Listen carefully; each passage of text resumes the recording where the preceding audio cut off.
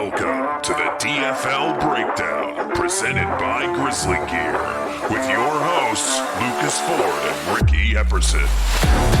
Hello everyone, and welcome back to the DFL Breakdown, the #1 cartoon side character themed, league-specific, weekly fantasy football podcast in the world.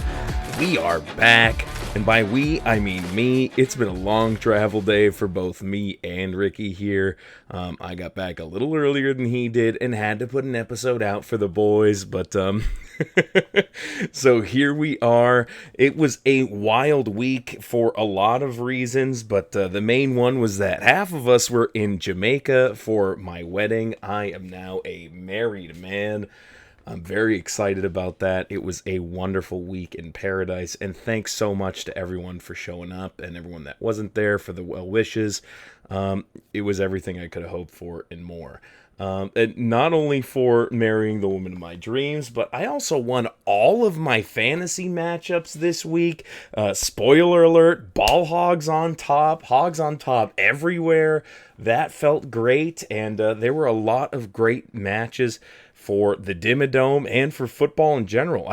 I missed a few of them, had to go back and catch some recaps, but some crazy football happened this week and a lot of great matchups in the Dimmadome. So why don't we hop straight into the Game Breaker and we can get into what happened this past week in week 4.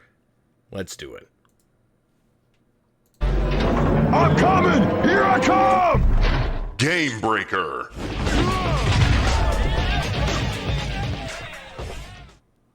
All right, here is our weekly report screen showing us some superstars of the week. Patrick Mahomes putting up big numbers for Tyke.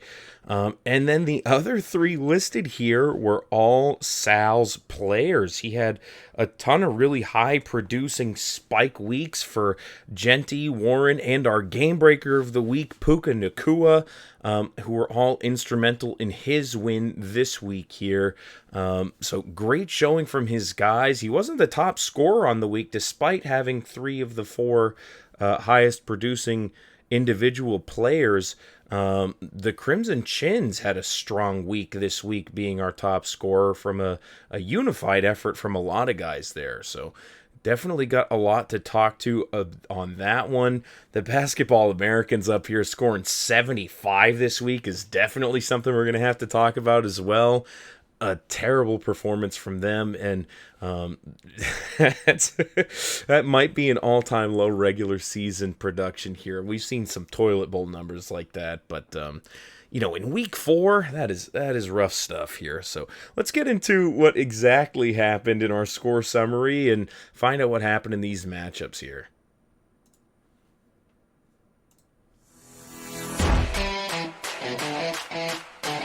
Score summary.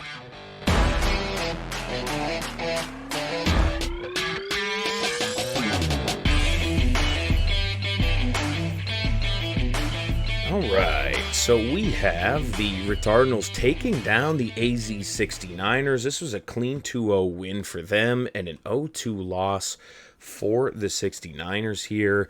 And like we said, he had a ton of spike week performances. Puka Nacua, just a monster. He's been over 100 yards in every game so far. I mean, 13 receptions for 170 and a touchdown. An animal. The wide receiver 1 on the year and continues to be valuable. Ashton Genty really turning a corner and looking to be the guy that they thought they were getting when they drafted him here. Getting 33 points. He got 3 touchdowns on the day. The hat trick for Genty there. So great job out of him. And then we talked about a little bit, I guess we just briefly mentioned Tyler Warren being the best tight end on the week, going 18.3 points. Getting a touchdown, even a couple carries in there, not really much yardage, but they're really just trying to put the ball in that guy's hands, and it seems to be working for them for the most part. A tough loss for the Colts this week against the Rams, in no small part due to Adonai Mitchell fumbling the ball out of the back of the end zone on a breakaway run. So or breakaway catch, I guess. Terrible stuff from them, and they get their first loss on the season to that. Ricky Pearsall, yeah, he's out this week, and actually he was out this week. They were the Thursday game. It's Saturday now. I'm a little late to getting into this one, but we did see that he missed the next week after really re-aggravating an injury he's been nursing for a little bit now. We'll see when he comes back here, but still got his points for Sal. Still managed to get him to 170. I think it was our third place scorer of the week. He had a great week and took home the 2-0 win. The 69ers, on the other hand, only 128 points. Wasn't enough for a median win or a win for them here, bringing them down a little bit towards the center of the standings. We had a disappointing week from the Colts. We talked about how that matchup came down to a fumble through the end zone, but other than that, it wasn't really productive for them otherwise. I mean, Daniel Jones could have got some more points if he got that, but not a ton of work from Jonathan Taylor. 14.6 isn't much to be upset about, though. Kyron Williams with a fumble. That was pretty rough for him there. Quentin Johnston continuing to be productive, even though they lost in that stunner against the Giants in Jackson Darts Premier. But yeah, A.J. Brown 2.7. It's just not going well for the 69ers here. Got a huge performance out of T.J. Watt. Zay Flowers was pretty good, and Breece Hall was great. But yeah, 2.7 out of A.J. Brown, 10 out of Kyron, and 11 out of Daniel Jones. It's going to make you miss it there. The median was 142 on the week, so just an 0-2 loss for Alex. Let's look now at, we talked about it a little bit, Leemon having the highest point total on the week. Jordan Love scoring 32 in a tie, an overtime tie against Dallas. No one thought that one was going to be close, and yet that one ended up being a shootout. This was a median win for both of these guys here, and we saw that Patrick Mahomes was the best quarterback started this week, but it just didn't end up mattering, and due to the unlucky matchup for Tyke here, did manage to finally put a win on the board. Now he's 1-5-2 after this one, but couldn't keep up with the Chins. Bucky Irving getting 25.5 points. Apparently he tweaked something in this game. He finished it out, but he's going to be missing this upcoming week here, which is unfortunate for the Chins because he also lost Malik Neighbors for the season this week on a torn ACL. Just really devastating stuff for him with those two losses. This is going to be a tough week for him moving forward, but at least he can celebrate scoring so much here. Did get 20 points out of Emeka Egbuka with a 100-yard day with a touchdown. 16.9 at Aroma Dunze. Max Crosby with just a crazy IDP performance for us here. An interception, a forced fumble, a quarterback hit, 3 passes, defended 5 tackles. That's just a monster day. 30 points. That's crazy. It's got to be our best IDP of the week. Not enough to be our game breaker, but close to those levels here. Other than that, it didn't seem to be, on the back of Malik Neighbors or even Trey McBride. Just everybody else putting up serious work for him there and leading him to that 190-point finish. For the Bower of London here, Saquon Barkley just doing his projections. Tony Pollard, 10.6. This wasn't a bad week from these guys. Like we were saying, did get that median win, but could have wished for a little more out of Jacoby Myers and DJ Moore, also being somewhat of a disappointment. Just an unlucky matchup for you, Eric. You'll get them on the next one if you keep doing stuff like that here. Okay, the last matchup that we alluded to here, this was an absolute smackdown from our last remaining undefeated team, the Sleepers, taking down the Basketball Americans in embarrassing fashion, over double the points here. This was an absolute stinker from Riley. Lamar Jackson tweaked a hamstring, and he's going to be missing maybe a couple games, it looks like. That's super rough for him.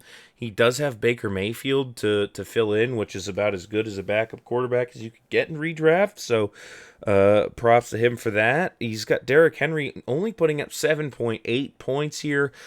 what a fall off for him. I mean, I was anti-Derrick Henry this offseason, but no one could have seen it going like this. Just it's so weird. Like, it doesn't look like he lost a step. It's just kind of been unfortunate, I guess. We'll see if he returns to form, though.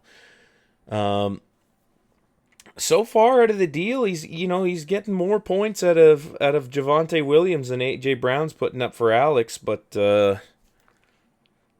not enough to get him the win here. The only thing that's functioning properly on his team is Mr. Overpay himself, Javonte Williams. Trey Tucker chasing the points, not getting them. Chris Godwin, 5.6 out of him. 10 targets, but only 3 receptions. That's a disappointing one there. Njoku, I mean, they're talking about Njoku possibly being traded. He's just getting his job snatched from him by Big Fanny himself, Harold Fannin, which is pretty crazy to see. Flacco also got benched after this week. That was a terrible performance out of them. I mean, the Lions defense is good, but he still looked bad. So they're going with Dylan Gabriel moving forward. 1.2 points for David Montgomery. That's miserable. What a swing for him. It was like 30 the week before, and then 1.2 here. Just nothing doing, man. This was just a terrible performance from those guys, and it's not like he had much option on his bench either. You know, he could have started Keon Coleman somewhere instead of Trey Tucker, but you were chasing those points. It's what can you do? You're starting Baker Mayfield out of necessity now, and that is going to hopefully turn you around a little bit while Lamar is taking some time off.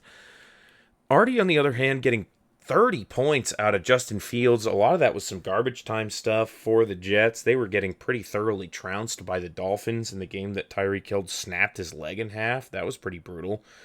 Did the good old Tank Dell thing, but did it by himself somehow. Instead of getting injured by a teammate, he just landed wrong on his leg, and man, that thing was gruesome. Regardless, I'm getting a little sidetracked here. Yeah, 30 points from Justin Fields. Got some, about what was expected out of J.K. Dobbins and Kenneth Walker. Nothing special out of those guys. But Amon-Ra St. Brown, 2 touchdowns. This is our touchdown leader through 4 weeks. Has just been all about it in the end zone, in the pay dirt, making the money, making the big points for Artie here, and a big part of his 8-0 start in the Dimmadome. Nico Collins, about an average day, a little under projections, but, it was enough to get you there. Dalton Kincaid with 1 28-yard touchdown catch, and that's just about enough for a tight end. Thank you, Dalton Kincaid. 20 points at a Garrett Wilson at the end of the day there. That was, like I was saying, a garbage time touchdown for him, but it counts for fantasy there. Artie will take it straight to the bank. Travis Etienne getting a touchdown. He's just looked heavily involved. All the rumors about him not being the lead guy there in the offseason have just been completely debunked by this point. That guy is still doing it and looking to be the talent that people like to draft high in years prior. Not really impressive stuff out of the defensive players here. People thought Micah Parsons would be a slam start against the Cowboys, but that was more narrative-driven and less data-driven, I guess. Either that or just brought out the best in both teams. Regardless, it wasn't a defensive play for Artie, but did get his 153 points, got his median win, got the dub, and can continue being undefeated so far. We'll see who's the first to take him down, if any. Looking like a scary team. Okay, let's talk about, just to make sure I don't miss them, we'll go up to our first wettest wet noodle fight of the week. Wet Noodle Fight of the Week. That's Team Joe Biden versus the Tampa Trap House. Chris takes home a dub on this one, but he's the only one to do so here. No median wins for either of them. Chris moving to 3-3-2 with that 1-1 performance here. Only got 11.7 points out of Caleb Williams. I think he's like the quarterback 7 or 8 on the year so far, but this is not why. This is as down as it gets for him so far this year. And Chris said he smokes PCP, so that's pretty interesting stuff. But yeah, enough to get him the win, but not much else there. Bijan Robinson going nuts, 27.1 points. He got a touchdown. He had a couple of receptions for 106 yards and 75 yards on the ground as well. Big stuff for him there. James Cook has been electric so far. Another touchdown for him. I think, Offensive Player of the Month was James Cook. They just awarded it to him because we're now in October, if I saw that correctly. Khalil Shakir with a crazy touchdown in this game. He looked like he should have been tackled twice, spun out of like 2 tackles, and broke it off to the end zone. That was great for Artie there. It was also good for my Josh Allen play. Love getting a touchdown on that. That was all Shakir, but give it to Josh Allen too. Why not? Other than that, yeah, some disappointment at the bottom. Nick Medino has continued to be great for Chris, but Kyle Hamilton, I think he might have left that game a little early as well. Wan'Dale Robinson not getting the volume you would have hoped for. We'll see if that changes with Malik Neighbors out for the rest of the season. Jalen Waddle only 7.8 points, and they won that game. Only 3 receptions. Can you continue to start him? Sometimes it's just a boom or bust situation with him, I guess. Tucker Kraft, 5 receptions, 56 yards. That's fine for a tight end. But Ladd McConkey, man, 1 for 6 for 11 yards. He's getting double covered a lot. He's still being treated like the alpha, even though in fantasy it doesn't look like it. Huge is just being left on single coverage and burning him deep, and he's been scoring the fantasy points on that. But we'll see if any defenses adjust, because the Chargers were winning games that way. But I guess not. Against the Giants just blanketed them whole. So we'll see if Ladd McConkey can return to form there. Team Joe Biden, on the other hand, 107 points. A poor showing here. You know, your regular 22 points out of Jalen Hurts. That's fine. A touchdown for Gibbs. You really want to get a lot more out of the guy you're picking. I think, 3rd or 4th in the draft. But Chase Brown, I mean, the fall off is so real. Without Joe Burrow, that team looks completely lost. Tyreek Hill, we already talked about him snapping his leg in half. He caught the ball on the play that he snapped his leg in half. So, didn't miss a catch, and 6 for 6 for 67 yards. That might be his last stat line ever posted. We'll see if the 31-year-old can come back from such a gruesome injury. Elik Ayamanor, 7.4 points, not really up to projections. To get 7.4, wow, did he get a touchdown or not a touchdown, a tackle or something? He must have gotten something. I don't know, because he only got 2 catches for 44 yards. It should be 6.4. Yeah, I think he must have gotten a solo tackle in there. So that's a funny byproduct of the IDP league. And Cam Ward throwing interceptions or something. So there he goes, getting an extra point from there. Again, not enough to make a difference, but there you go. Hunter Henry with a touchdown. Only 2 receptions. He looked good and he looked involved, but everyone was eaten in that brutal beatdown the Patriots handed the Panthers. Great game from them. Good game from Hunter Henry, but not a good game enough for Job. Brian Burns, a nice bright spot at the bottom with his IDP here, but Rashard Gary was not great for him. Sterling Shepard apparently probably deported. Devontae Wicks was a waiver wire pickup that just didn't end up panning out. And a loss brings him down now with the median loss to 1-7. Still in last place is Team Joe Biden. Pretty rough stuff there. All right, that was one of our wet noodle fights. We had another one here. These 2 guys both missed the median as well. Wet noodle fight of the week. Got to click it a few times just to hammer it in. Ricky was real proud of not being part of these ever in his known history, apparently, but it's tough here. I'm giving him an honorary one because he's not here. I'm sure he would complain that there's 2 of them this week, but hey, you miss the median like this and you go down in the stinker. This is just what's going to happen to you. You're getting the button. Wet noodle fight of the week. That's right. Thanks, Doug. All right, let's do this here. We got a great performance out of Drake May. 2 touchdowns through the air and 1 on the ground for him. He's been great. I think he's like quarterback 5 so far now. Ricky hasn't updated his nickname yet, but he's been fantastic. That was really the only thing that's green for him besides McCaffrey here. Oh no, Matthew Golden, he did call the 100-yard 1 touchdown Matthew Golden game. Didn't quite get there, but did get 11 points out of him. Nothing doing for him out of his IDP spot, only combining for 14 points. Cooper DeJean, on the other hand, got 14.5, so outscoring him by himself. Foyesade Aluakun getting 8.5 there is just kind of bonus on top. Rashid Shaheed getting 9 for Corey, but Jawan Johnson only getting 5 for Ricky. Just not enough here, man. He got kind of beat down in a few spots. His Devontae Adams has been great for him so far, but everything else kind of crumbled. We'll see if he can right the ship and get back on the winning side here. This is his first 0-2 week so far this season. Maybe he was a little distracted by the drinks and the sun in Jamaica. On the other hand, Corey here, he spent some time with us out there as well, but still managed to put together a win, a median loss for him as well, as we talked about, but did get enough out of Justin Jefferson, 10 receptions, which is great for him, 126 yards. Justin Herbert was lower than expected. You only got 15 points there, 16 out of Achan, 13 out of Scatabo. You like seeing that. But yeah, T. Higgins, only 6.2 points. We talked about the Bengals just being completely lost. And yeah, I mean, the poor performance out of the quarterback and the poor performance out of T. Higgins is enough to make you miss the median here. Not by much. It was at 142, I said. So I think he was the 7th or 8th place scorer on the week.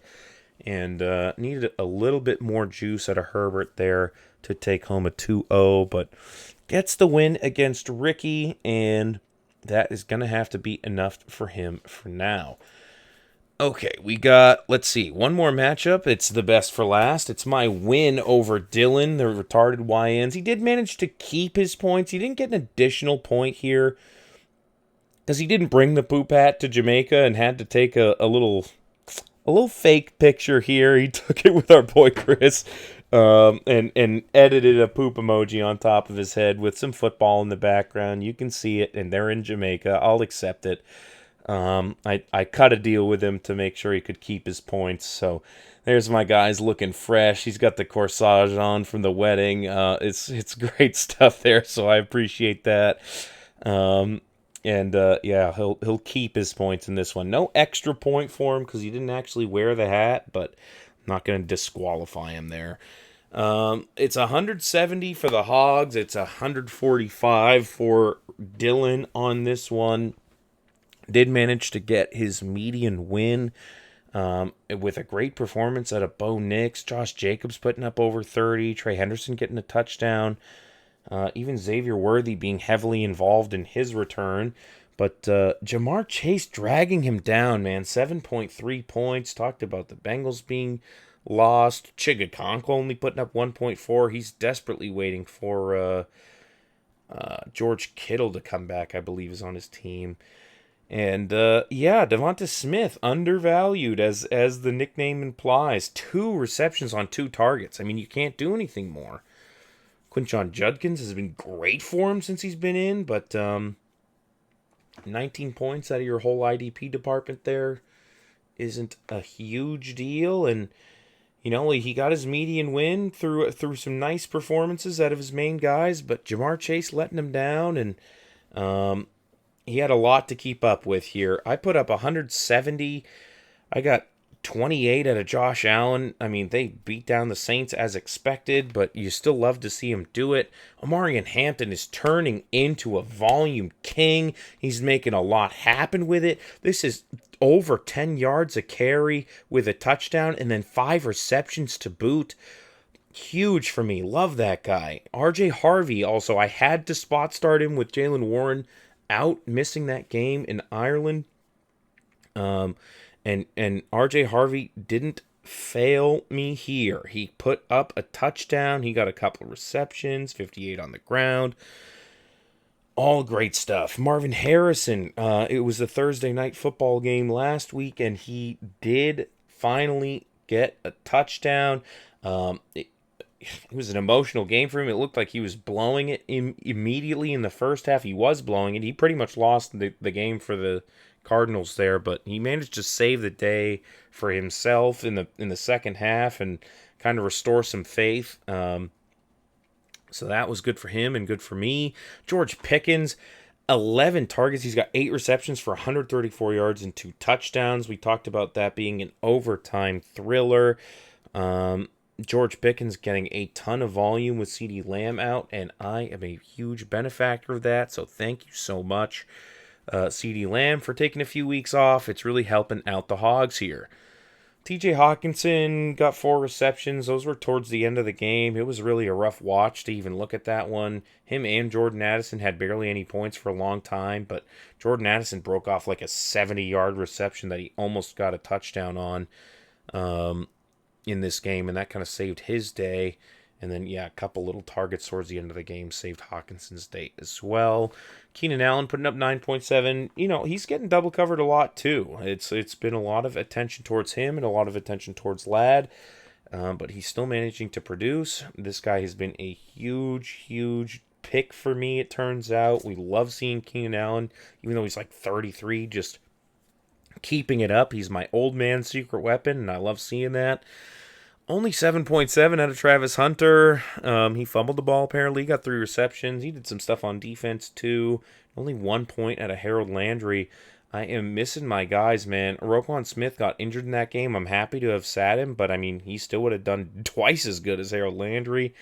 And Van Ginkel missed last week, and he's going to miss this week as well. So rough stuff there. It was a win. It was a 2-0 win for the Hogs. We're going to 4-4. That brings me to 6th place. We'll look at the standings in just a second here. But, yeah, win for me in both departments. And a 1-1 week for Dylan, bringing him to 3-5. Interesting stuff happening on that one. Happy to be heating up here. I'm glad Omarion Hampton is looking to be the guy I thought he'd be when I picked him in the second round. It's time for Travis Hunter to do the same. Okay, that was enough for last week. We got a couple things to look at in the waiver wire department and a trade that went down. And then we can go ahead and get into this coming week here. Only a few hours left until all the games start on Sunday. We got an early morning game. And, yeah, I had to get this out before all of that here. So we'll go ahead and move into the waiver wire segment and then get right back to the projection preview. Let's do it.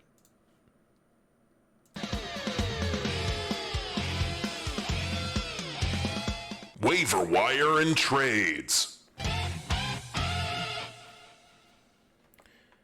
Okay, we had a few claims here. I talked about Bucky Irving possibly missing this week here. In fact, it is confirmed now that he will be missing this week after tweaking something in that last game, and it might even be a couple weeks from the reports that we're hearing. So pretty crazy stuff there. Let's see. So because of that, Rachaad White is getting picked up in a few spots. Sal was the one to get him, but Leemon and Nate also put in for him. Unable to get him on that one. We got Darius Slayton getting picked up for Nate, though. That was another claim he put in. Sal and Leemon also went for that one. Didn't quite get it. And then Leemon also went for Sam Darnold. Picked him up for free there. Riley went for Jake Tonjes. I believe so he dropped Njoku entirely. He went for Jake Tonjes. I believe he's now changed that to a different player. So he didn't have Jake on the Thursday night game. But that was a waiver claim he put in. Ricky picked up Malik Washington. We'll see if that still ends up being a thing for him, especially with Tyreek out. Isaiah Bond getting picked up for Nate. There was 3 claims in for him. Leemon and Ricky wanted him, but didn't get him. And then we have Kendre Miller going to Nate. And Sal put in a claim for him. So a couple contested guys here. There was definitely a bunch of other dotted moves going in and out after the waivers cleared, but we'll see if any of those guys make their way into some lineups. this week. There was also a trade that I wanted to discuss briefly. It was just a trade I didn't take a screenshot of Dak Prescott for Caleb Williams. Me and Chris were both drinking in the bar, watching Dak Prescott sling it. And yeah, Chris said something. He's like, "Man, I should have had Dak this whole time, and as a backup for Joe Burrow." And I said, "I'll trade you Dak right now for Caleb Williams." I think he offered it originally. I think he said he wanted to trade. He'd trade me Caleb Williams for him, and I was like, "Yeah, sure, fuck it, I'll do it." And we did it. So I have Caleb Williams now, and he has Dak Prescott, and we'll see how that works out for him in the future. Dak scored like 38 points in that overtime thriller, so see if that ends up being a good deal for him, or if maybe it was a trap all along. In either case, I have Josh Allen, so I was only looking for a Week 7 bye play. And Week 7, I think he's got a pretty good matchup, so I'm pretty happy about that. And like I said, Caleb's like quarterback 8 so far, so been having some good games. We'll see if he can continue to do that. All right, that was what happened on the waiver wire and all that was done for trades. Nobody else moved anybody between some teams here. So why don't we get to the projection preview and see what's going to happen in Week 5 of the DFL. Dimmadome! That's right, Scott. Let's do it.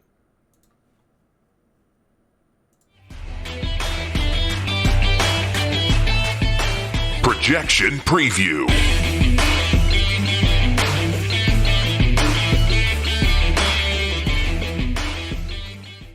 Right, so we did have that Thursday night game. It is Saturday at the time of recording here. Well, I guess it's Sunday now because we're a little past midnight, but that's fine. And we have some points previewed already here.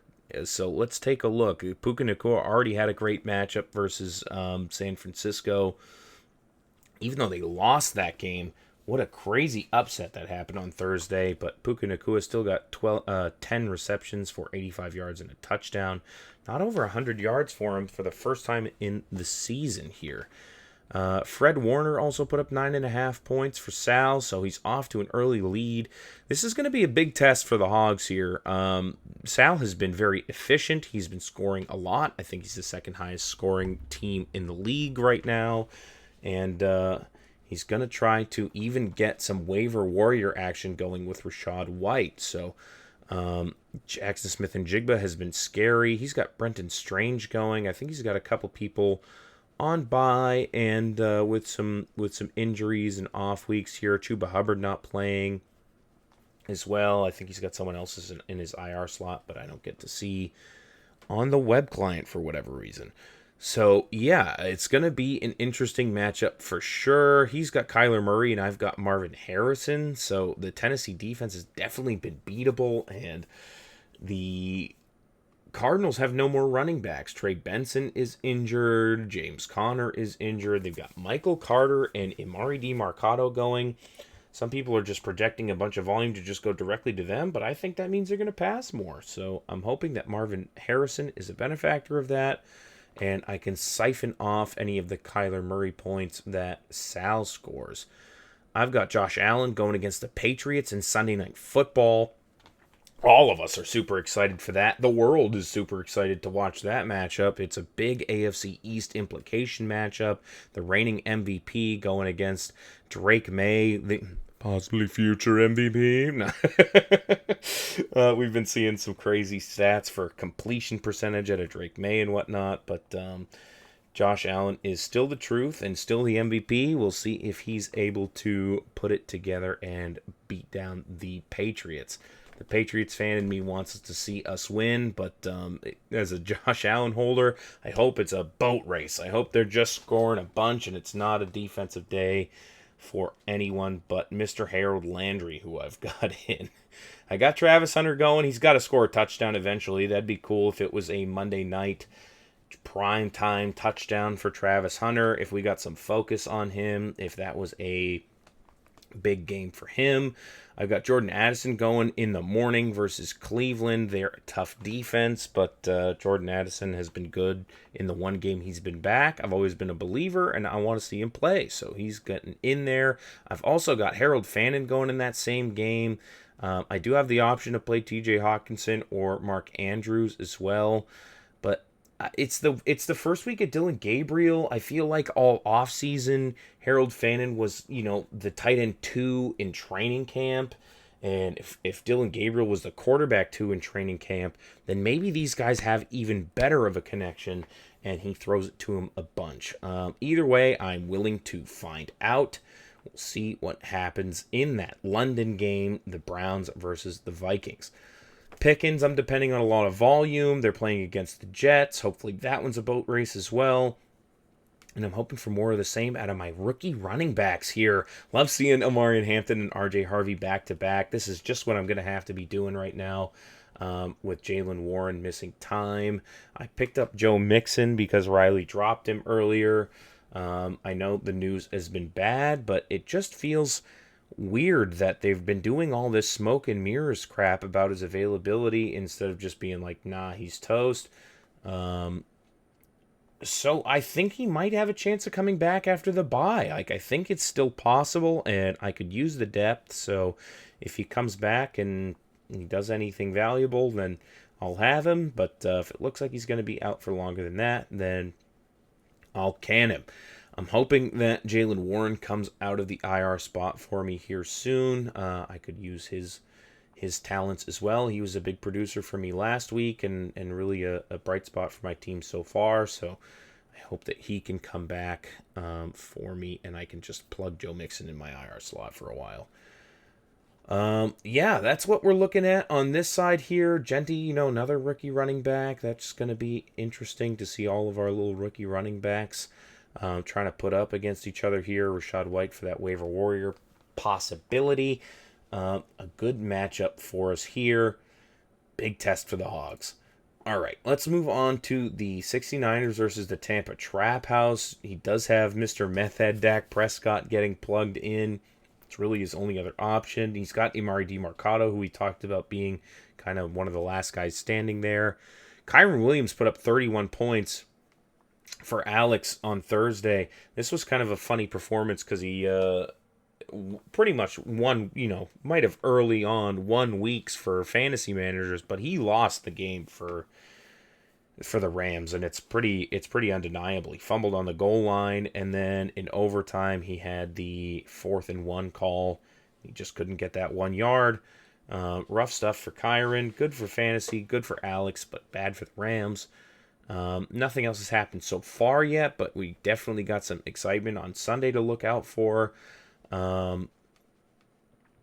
Still running with the Colts here, trying to get all of their production versus a Vegas team that's looked beatable. Besides Max Crosby, you got options there on where you can go. So Jonathan Taylor may get a bunch more volume. It was a disappointing week last week, so maybe he bounces back. It's a touchdown or two.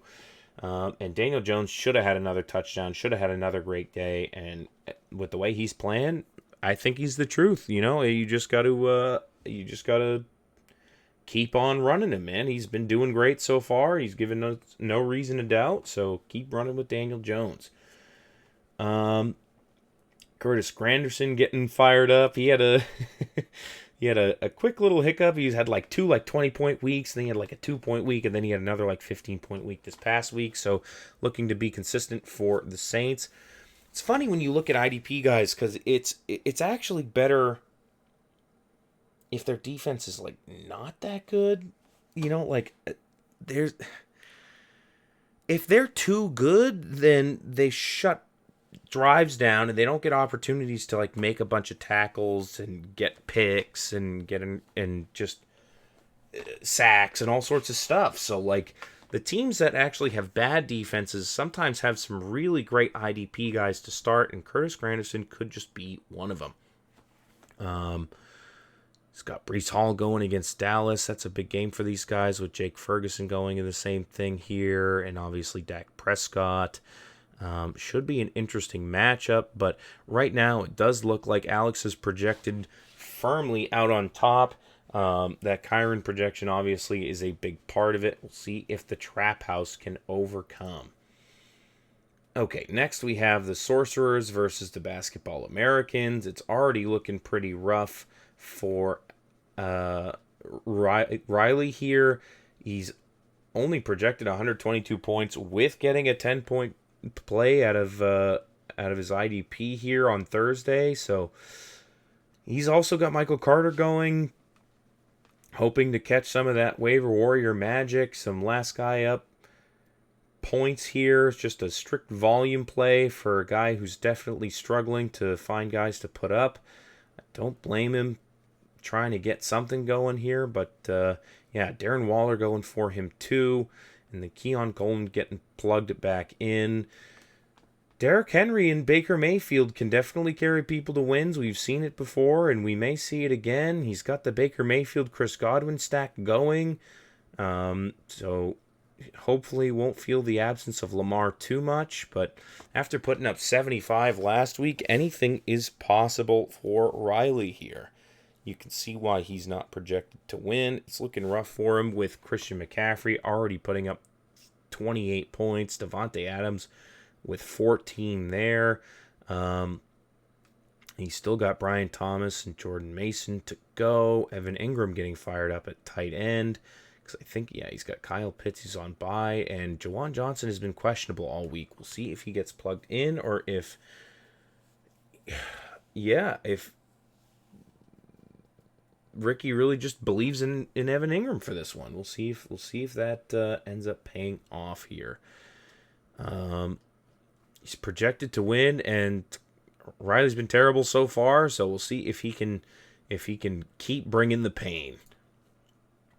Team Joe Biden in last place versus Dylan. Dylan got off to a nice start by getting 24 points at a Kendrick Bourne.